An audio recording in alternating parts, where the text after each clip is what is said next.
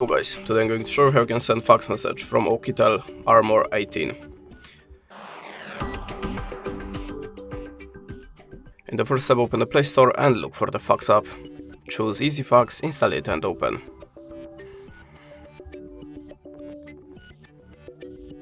To show again this free credits banner, you have to restart the application. Allow permission and click on the plus to choose source of your document.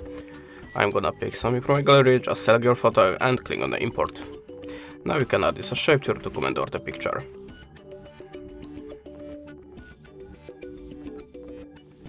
If you're ready, click on the arrow icon.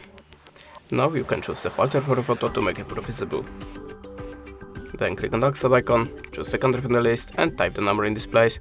After that, to send the message, just click on this button. That's it. Thanks for watching, leave us a like or a comment and goodbye.